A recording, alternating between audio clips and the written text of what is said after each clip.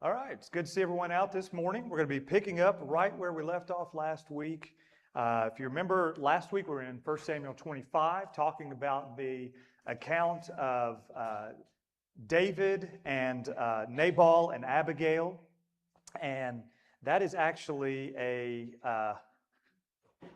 that story is actually kind of the middle of a David sandwich there, a Saul sandwich. Because in 1 Samuel 24, if you recall, we had an account of David being chased by Saul and hiding out in a cave in the wilderness.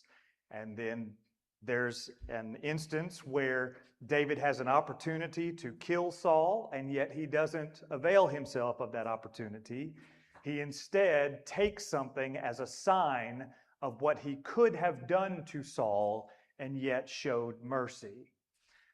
What we're going to read in 1 Samuel 26 this morning may seem like a repeat because it is very much the same type, not just the same type of account. Some people believe it is so similar that it is just two versions of the same account. I don't think that's the case, but we're definitely going to see some similarities today. Now, I think what's happening right here is these are structured this way on purpose. Because what we're seeing is 1 Samuel chapter 24, we have an instance of David versus Saul, not necessarily in battle, but in character.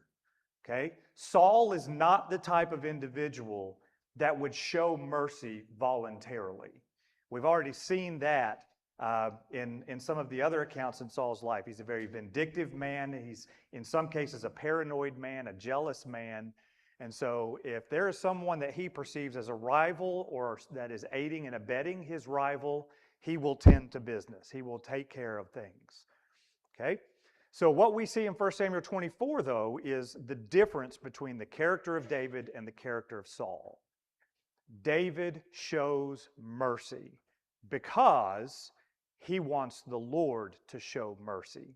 David is reflecting the character of God's mercy. That's what he's doing. He's not giving Saul what he deserves.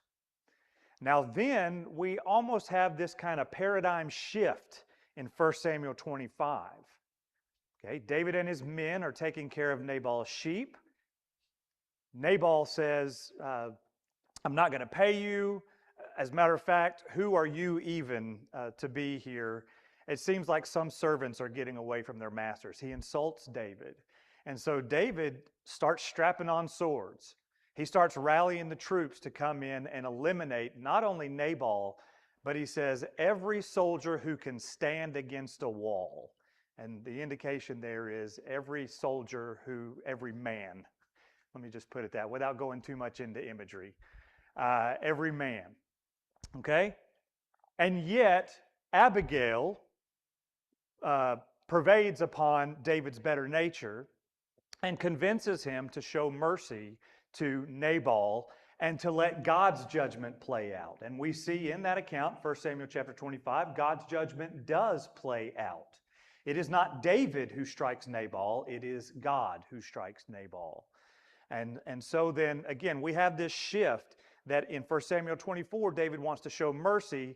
In 1 Samuel 25, it takes an outside source to keep David from avenging himself and letting God, instead of letting God do things in his own way. 1 Samuel chapter 26, we come back to that same pattern that's in 1 Samuel 24. Okay, so what I want to do in order to set up this chapter this morning is just kind of, I love it when people use this word at work. I just want to level set us. Okay, I want to get us to kind of where we are in the narrative and kind of where we are in terms of geography and people and things like that. Because as we proceed further into 1 and 2 Samuel, there are going to be a lot of names and characters that are going to come up. And interestingly enough, a lot of those names and characters start with A's. You got Abishai, Asahel, Abimelech, Ahimelech.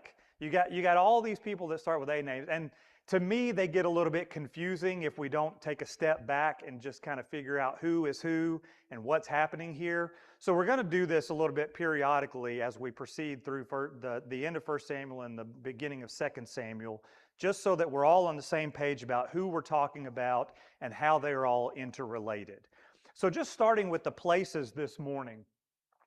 Before we continue, I want to familiarize ourselves with the area that we've been talking about. Now, if you were reading 1 Samuel 25 last week, you'll notice that David and his men are taking care of Nabal's sheep. It says in Carmel. Now, like me, you may have been mistaken and thinking that David had run all the way up to Mount Carmel on the seashore of the Mediterranean Sea, miles north of where Jerusalem and Hebron and Gibeah are. However, there's actually a place down here you'll see by the Dead Sea, in proximity to the Dead Sea. So this is the northern part of the Dead Sea right here. There's the little C shape there in the middle. Right here is Carmel, or Carmel, however you want to say it. And so Carmel is actually mentioned within the lands of the territory of Judah in the conquest narrative in Joshua chapter 15. Okay, so this is the area that we're talking about. Up here up top is Bethlehem. I don't know how well you can see that. Up here is Bethlehem, and so then up here roundabout will be what will become Jerusalem. Remember, David has not fully conquered Jerusalem yet, so it is not yet the capital city of the kingdom. And so Saul is up here in Gibeah, which would be just north of where this map cuts off. And then here is Bethlehem. So down here is Hebron, which will eventually be David's primary base of operations. And then here is Carmel down here. Now, what we see in chapter 26 and verse 1, we're introduced, or reintroduced, because we again saw them in chapter 24, to a group called the Ziphites, or the inhabitants of the land of Ziph. Ziph is about this territory about halfway between Hebron and Carmel. And so this is the land that we're talking about. This is the foothills of the Judean wilderness. And so one side of it, and correct me for those who have been there, one side of it would be more arid and the other side would be a bit more fertile, just depending on which way the weather is coming and the rains hit that year by year. Okay, so this is the area we're talking about. Now the Ziphites are the inhabitants of this area, and for some reason they seem to have a grudge against David. We'll talk about that more in just a minute. Getting to another place that we're going to see in our narrative this morning, a place that's going to be mentioned is Jeshimon in chapter 26 and again verse 1. It says, the Ziphites came to Saul at Gibeah, saying, is not David hiding himself in the hill of Hachilah, which is on the east of Jeshimon? Now, some of your other translations may say, which is on the east of En-Gedi. And that is probably the more familiar name that we have for this area. I believe it is still the name of this area today, or at least a variation of that. And so that is this plateau area right here on the shore of the Dead Sea. And I'll show you a picture in a minute, and I'm going to leave that picture up to kind of help us set the narrative for our story and just kind of hopefully put you a little bit in the headspace of where we are and what's taking place. But when you get, again, this is kind of a wilderness plateau area. And so there are many ravines and cracks and crags within that area for, say, 600 men to hide if they needed to. Many caves that one could go in to cover their feet or do any number of activities. Okay? So this is the perfect area for David and his men to retreat to, but it is also a wilderness area. And so they are trusting on God's provision, and they are trusting on their background as potentially shepherds or warriors to survive in this area. Now, right here, as you get to the coast of the Dead Sea, that plateau sharply drops off, okay? And so this is going to be the area where our story is going to take place this morning. All right? Now, some of the people that we're going to see. First of all, we've already been introduced to Abner, son of Ner. You may not exactly realize what the relation of Abner is. So Ner is actually the brother of Kish, Saul's father. So Saul and Abner are actually cousins. which makes sense because it's common at this time for your inner circle. Let's say you're a leader of a tribe or a kingdom. It's common that your inner circle would probably be your closest family members, just because those are the ones that hopefully you are most likely to trust. And so Abner is the commander of Saul's army, and we will see him definitely pop up this morning. Another individual is going to be mentioned, Ahimelech the Hittite. Now, if you really like Ahimelech the Hittite, you're going to love this morning, but unfortunately you won't see him anywhere else because this is the only place that he's mentioned. Okay? He is a Hittite soldier who is among David's men, and he seems to be trusted by David. So I'm curious if, and there's nothing in the text to support this, but I'm curious if he is perhaps an armor bearer or a captain because of the proximity to David that he'll have in our story this morning. And again, he's only mentioned here in this sequence of events. And then we're going to see Abishai, the son of Zeruiah. Okay? And if you recall later on, Joab is also mentioned as the son of Zeruiah. And you may have been wondering, who is this Zeruiah guy? Well, Zeruiah is not a guy. Zeruiah is actually David's sister. So Abishai and Joab and Asahel are actually David's nephews. Again, common for leaders to have their relatives in this. And this would explain why Abishai is so zealous for the house of Jesse and the house of David to succeed. But Abishai is a very zealous man. He is a commander in David's inner circle, and he is very, very headstrong. Now, Joab and Asahel are no slouches either. We're going to see them later on in 2 Samuel and some of their exploits. But Abishai is no different, and so he'll play a prominent part in our story as well. Okay, so let's dive right in. 2 Samuel chapter 26 and verse 1. Then the Ziphites came to Saul at Gibeah, saying, Is not David hiding himself on the hill of Hachilah, which is on the east of Jeshimon? So Saul arose and went down to the wilderness of Ziph with 3,000 chosen men of Israel to seek David in the wilderness of Ziph. And Saul encamped on the hill of Hachilah, which is beside the road on the east of Jeshimon. But David remained in the wilderness. And when he saw that Saul came after him into the wilderness, David sent out spies and learned that Saul had indeed come. When David rose and came to the place where Saul had encamped, and David saw the place where Saul lay, with Abner son of Ner, the commander of his army. And Saul was lying within the encampment while the army was encamped around him. All right, let's pause right there. Okay, so again, some similarities between chapter 26 and chapter 24. First of all, the Ziphites come to Saul at Gibeah, and they say, this is the exact same phrase that they say in 1 Samuel 24. Is not David hiding himself on the hill of Hachilah, which is on the east of Jeshimon? And so David has been in this area, general area, for a while. And if these are two different accounts, it means that David has returned to this area, and the Ziphites are keeping tabs on him. Now again, we don't really know why it is the Ziphites have some sort of grudge against David. This is the same general area from which David is from. They are not relatives or cousins or even in proximity to the tribe of Benjamin where Saul is from. So it's possible maybe that they are just trying to curry favor with Saul, curry favor with the king to gain some sort of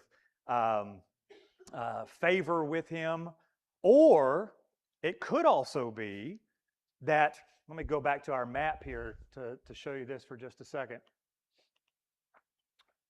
If you see, Carmel here is where David and his men were taking care of Nabal's sheep.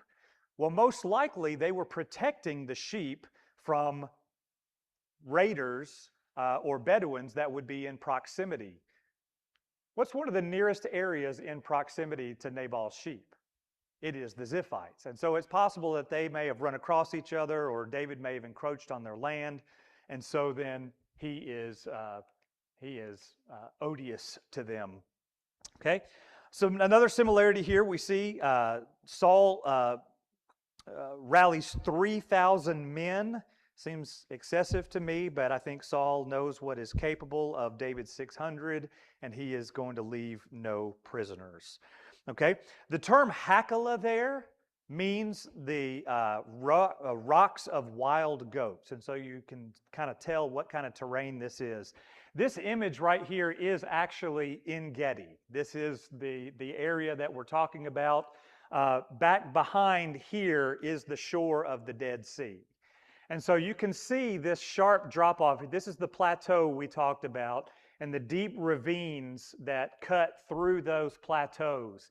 And you see these sharp drop offs. So it's possible, let's kind of envision this in our minds now, that Saul and his men may be camping somewhere down in a wadi or a dry area south of these cliffs.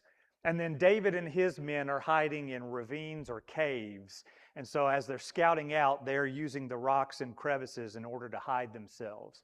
And so it would have been very simple for David to come up on this army and be able to stay hidden and see what they're able to see. Okay, so what we read then is where Saul's army is. I think this is interesting. Saul is understandably camping in the midst of the army, in the center of the army. Why would that be where he is? Let me go ahead and get some audience involvement this morning. Why is Saul in the middle of the army? It's the safest place, right? Yeah, you're going to have a buffer on all sides. Now I got to thinking about this, okay? Saul is the leader of Israel. He is the leader of his people. And he is encamped in the center of the campsite. Now, if you remember, and I may be walking this out too far, but if you remember, when Israel said they wanted a king, why did they want a king? What was it they wanted the king to do for them? To protect them and to fight their battles for them, right? Okay? When Israel was camping in the wilderness in the Exodus story, who was in the middle of the camp? God was. The Levites, yes, but God was in the middle of the camp. Okay, because that's where the tabernacle was set up. So contrast those two images together, right?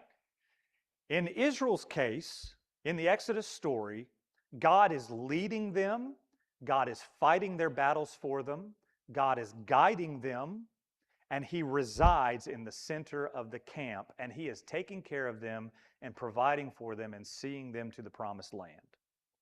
Here, Saul is sleeping in the midst of the camp, and where is he guiding them? Where is he leading them? What is he doing among them? What type of leader is he compared to the God that resides in the midst of his people? Again, that may be walking it too far, but it's just a sharp contrast between the types of leaders that Israel should have had and the leader that they requested. Okay? Incidentally, that is what the name Saul means, by the way, one who is asked for. So it's ironic that he's the one that initially was the king. Okay? And so then again, we see Abner, son of Ner, the commander, and he is there sleeping next to where Saul is lying. All right, so let's continue verse 6. Then David said to Ahimelech the Hittite and to Joab's brother Abishai, the son of Zeruiah, "Who will go down with me into the camp to Saul?" And Abishai said, "I will go down with you." So David and Abishai went to the army by night, and there lay Saul sleeping in the encampment with his spear stuck in the ground at his head. And Abner and the army lay around him. Then Abishai said to David, "God has given your enemy into your hand this day. Now please let me pin him to the earth with one stroke of the spear, and I will not strike him twice." But David said to Abishai, "Do not destroy him, for who can put out his hand against the Lord's anointed and be guiltless?" And David said, "As the Lord lives, the Lord will strike him, or his day will come to die, or he will go down into battle and perish. The Lord forbid that I should put out my hand against the Lord's anointed. But take now the spear that is at his head and the jar of water, and let us go." All right, so now we have David issuing this request. Now, the two individuals that are mentioned here, again, are Ahimelech the Hittite and Abishai, brother of Joab, son of Zeruiah, David's nephew. Okay? Now, I don't think what's happening here, as I'm envisioning this story, is that David comes up to all 600 of the men and issues an all call, who will go with me to go scout out Saul's encampment? I think that David is going to his inner circle and those that are closest to him and those that he trusts to accompany him on a mission like this. What I find interesting about this is that one of the individuals mentioned is, again, and only here, Ahimelech the Hittite. Now, that may seem like an innocuous detail, but I don't think that details are included without reason. Okay? So, let me issue a question here. Ahimelech is a Hittite. He is not an Israelite. He is actually from one of the lands that is displaced and peoples that are displaced by the Israelites and almost completely wiped out, not completely, when Israel comes into the land. So why would Ahimelech the Hittite follow David?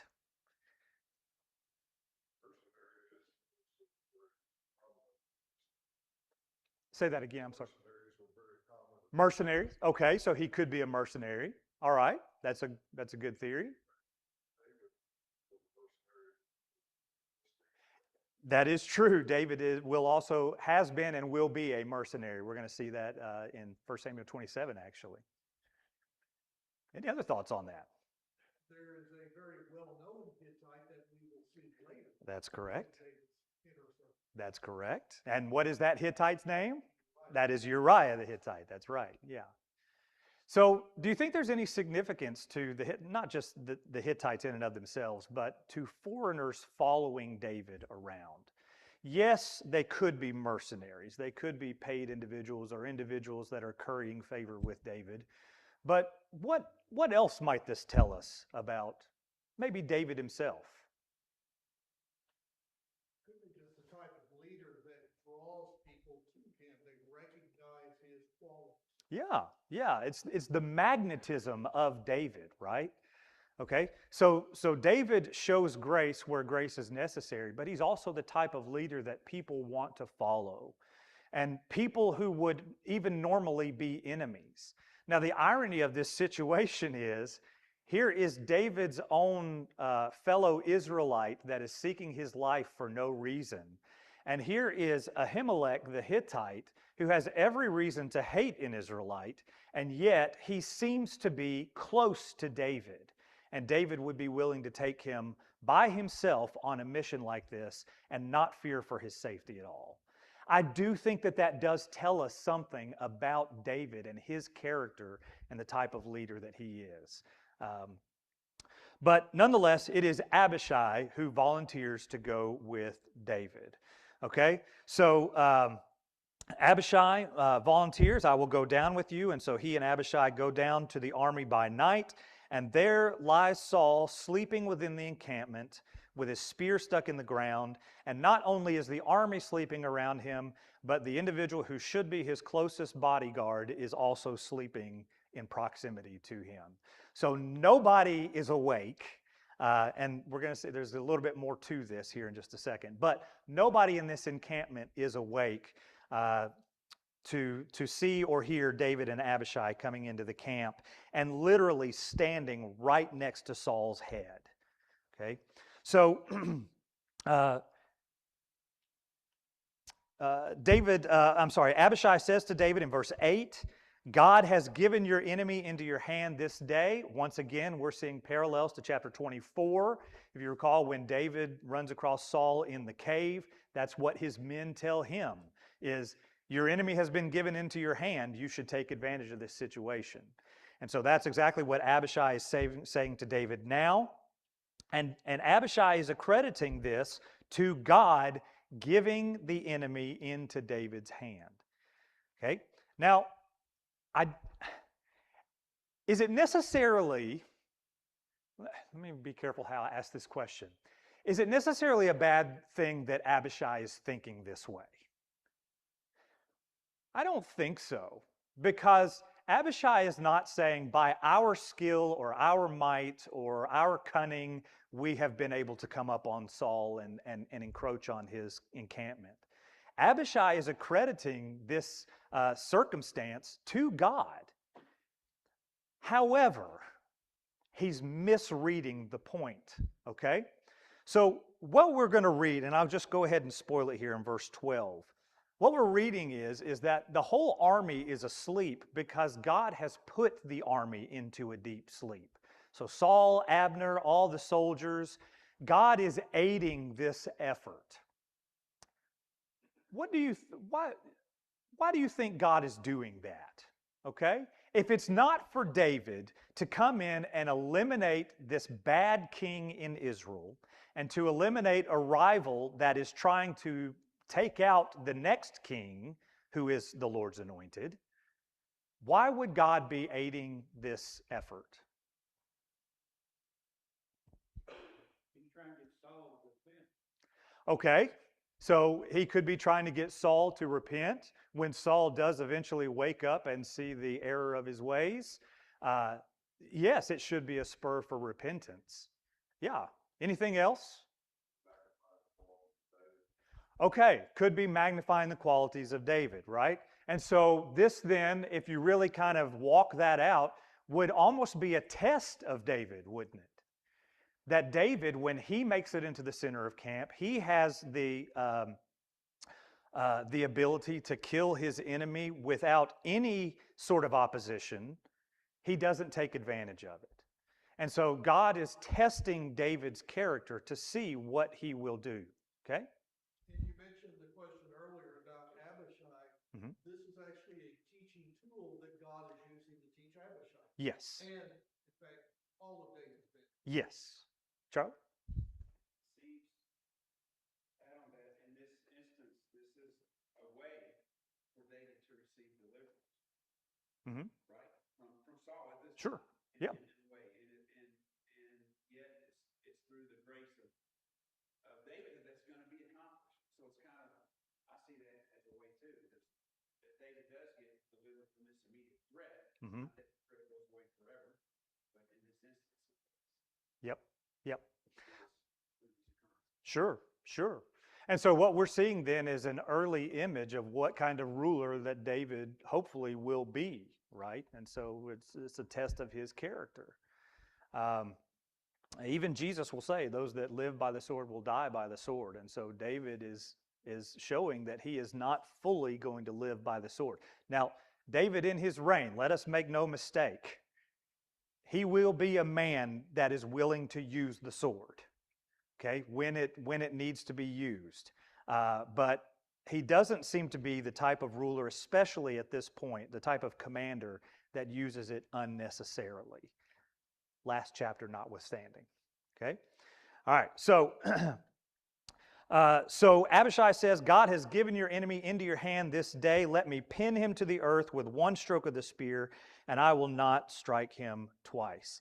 Again, Abishai is a very zealous man, and he is part of the house of Jesse.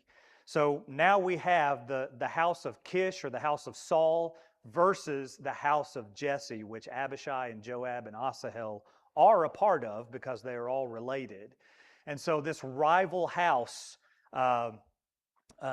Abishai sees the ability to eliminate the head of that house in one fell swoop.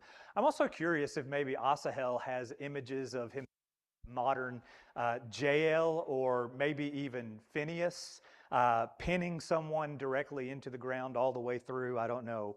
But again, we definitely see his zeal there. But David pushes back, verse 9, just as he did in chapter 24, and in exactly the same language. Do not destroy him, for who can put out his hand against the Lord's anointed and be guiltless? Now again, just kind of thinking about the type of leader that David is, all right? This is a pretty consistent attitude that David has, not just here and in these circumstances, but throughout his reign, right? He again says this in chapter 24 when he has the ability to kill Saul. It's here in chapter 26. He will also reference not touching the Lord's anointed in places like Psalm 105:15, which seems to be a direct quote from 1 Chronicles 16, which is a poem of David, a song of David that would have been written closer to the end of his life. And so he does mention there that one should not strike out against the Lord's anointed. And so David places great stock in whom the Lord places great stock in. That it is no small thing for the Lord to choose someone for a task. And even if that person is acting contrary or averting from the right path, they are still the Lord's anointed. And this is still the leader that God chose until such a time that God decides to take care of that leader. Okay? And so that's what David says.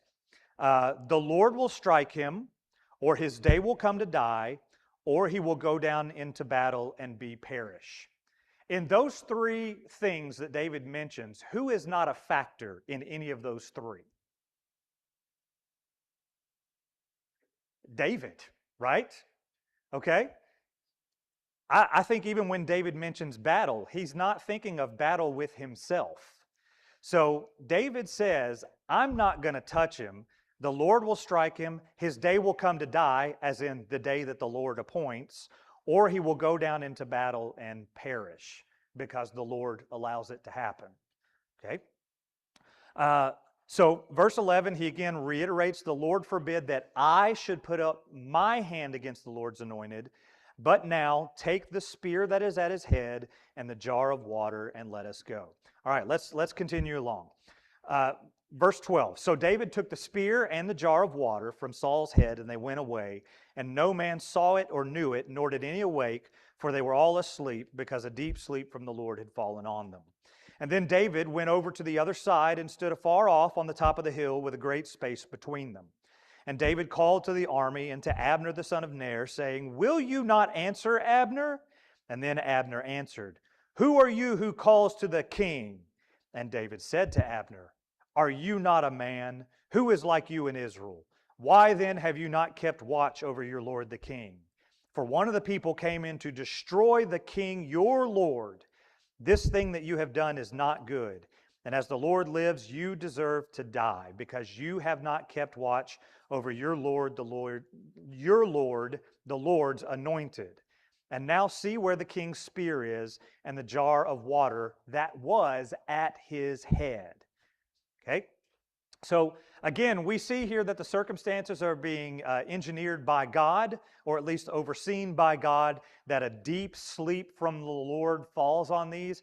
Interesting, just kind of an interesting tidbit. The only other time that a deep sleep from the Lord is put on somebody up to this point is, first of all, when Adam is put to sleep in order to make Eve, and then secondly, when Abraham is put into a deep sleep in order to receive the covenant promises from God. But God is putting people into a deep sleep. And so then David takes the spear and the jar of water, and it says he went over to the other side and stood far off on the top of the hill. Now, why is David doing this? I mean, to stay away from Saul, right? Saul's pretty good at throwing a spear, okay? So David is going to put some distance between himself. He's not going to extend the situation here.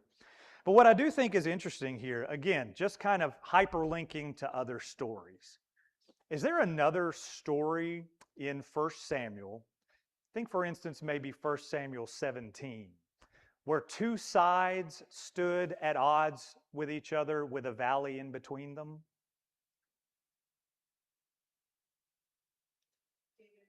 David and Goliath, yeah. Thank you. David and Goliath, sure. So the Israelites are on one side, there's a great valley between them, and the Philistines are on the other side. And so the Philistines come out and they are taunting the Israelites, and this is a daily occurrence. So again, just kind of hyperlinking these images together. Here is David on one side of a great expanse, and here is Saul and his forces on the other side. Instead of this being an ungodly Philistine, an uncircumcised Philistine, it is the Lord's anointed. And so you have these two individuals that are at odds with each other with that great space in between. So verse 14, David doesn't begin by calling out to Saul. He begins by calling out to Abner. And so he begins by actually kind of taunting Abner. Will you not answer? So we can almost kind of see Abner kind of drowsily waking up out of this deep sleep. And so then once he finally gets his druthers around him, he calls out and asking, well, who is this? And again, remember, this is the middle of the night. So all they really hear is David's voice and maybe can see him slightly off in the distance. And so David calls out, are you not a man? Who is like you in Israel? Why then have you not kept watch over the Lord your king? Okay. Now, David, yes, is taunting Abner, but also, is David wrong? No, he's absolutely right. Abner should have been awake, guarding the king. Okay, so David is taunting him, and then Abner issues this kind of retort here. Who are you who calls out to the king? Okay, now Abner could just be saying, who is that that's out there? He also could be kind of emphasizing the fact that whoever this interloper is, they are in the presence of royalty. Who are you who deserves to be in the presence of the king and his retinue and his army? Okay? And so then David calls back, are you not a man? Who is like you in Israel? You are the top dog among Saul's army. Why have you not kept watch over the Lord your king? For one of the people came in to destroy the king your Lord. The thing you have done is not good, and as the Lord lives, you deserve to die, because you have not kept watch over your Lord, the Lord's anointed. Okay? And so we think back to some other instances. Think about guards, maybe in a New Testament context. What is the punishment for a guard who is derelict in their task? Maybe, what's that? It is death. Yeah, so you think, for instance, about the guards that were placed at Jesus' tomb with a Roman seal on it. Well, if somebody was to get into that tomb, or maybe get out of that tomb, what would happen to the guards? They would be most likely killed, because what good is a guard who can't guard anything? Or maybe think to Acts chapter 16. When Paul and Silas are in prison, the earthquake happens, the doors are opened and the chains are broken and all of those things. What was the guard about to do to himself? He was about to commit suicide. Why? Because he has a death sentence on his head. That's right. So what good is a guard that is not doing his job, that's falling asleep on the job? And so that's what David is saying to Abner here. You deserve to die, because the Lord's anointed was right next to you, and you were going to allow him to be killed. Okay? And so he refers to Saul as your Lord, and then calls Abner's attention to what he has there. See where the king's spear is and the jar of water that was at his head. And so now they realize the severity of this situation, that David was that close to Saul and nobody knew it. So verse 17, now Saul comes into the picture. Saul recognized David's voice and said, is this your voice, my son David? And David said, it is my voice, O Lord the king. And he said, why does my Lord pursue after his servant? For what have I done? What evil is on my hands? Now therefore let my Lord the king hear the words of his servant. If it is the Lord who has stirred you up against me, may he accept an offering. But if it is men, may they be cursed before the Lord. For they have driven me out this day, that I should have no share in the heritage of the Lord, saying, go serve other gods. Now therefore let not my blood fall to the earth away from the presence of the Lord. For the king of Israel has come out to seek a single flea, like one who hunts a partridge in the mountains. All right, so once again, parallels to chapter 24 here. After David allows Saul to leave the cave, he waits until Saul is a distance, and then he calls out to him, and they have a very similar exchange. So similar even that David refers to himself in the same way. In chapter 24, he says, who am I, a dead dog or a flea? And here he says, I am like a flea. And so, on one hand, we kind of see David's humility, and on another, we're seeing the absurdity of the situation. Okay? So David is kind of comparing himself to the least of threats to Saul's person, which would be a tiny little flea.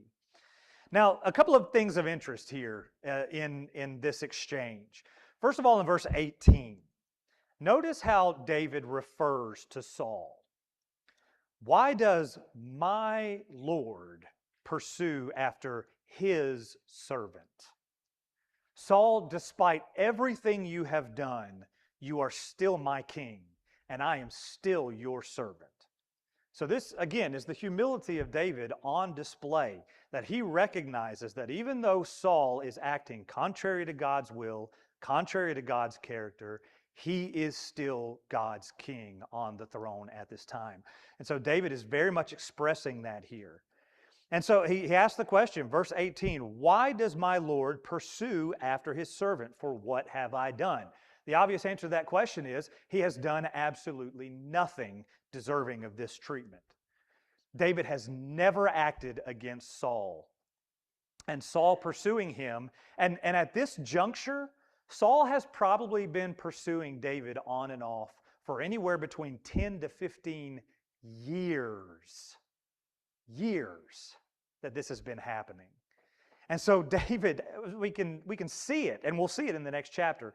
He is exasperated. He is at the end of his rope and asking, what have I done? What evil is on my hands? You even said, if this was a separate account, in chapter 24, that I was righteous, that I did not deserve the treatment that you're putting on me, and that you wouldn't follow me anymore. And yet here we are again. What have I done? Now, verse 19, David doubles down on that thought. Verse 19, now, therefore, let the Lord my king hear the words of his servant. If it is the Lord who has stirred you up against me, may he accept an offering. Now, I look at this in one, I kind of lean towards one over the other. All right? Now, David may either be saying, if I have wronged you in some way, or if I am in the wrong, let me offer a sacrifice to God in order that I may be cleared of the guilt, in order to make atonement for whatever sin it is I have committed. But I think in the vein of what David is saying here, and really kind of in the circumstance that he's in, I think David is making himself the sacrifice.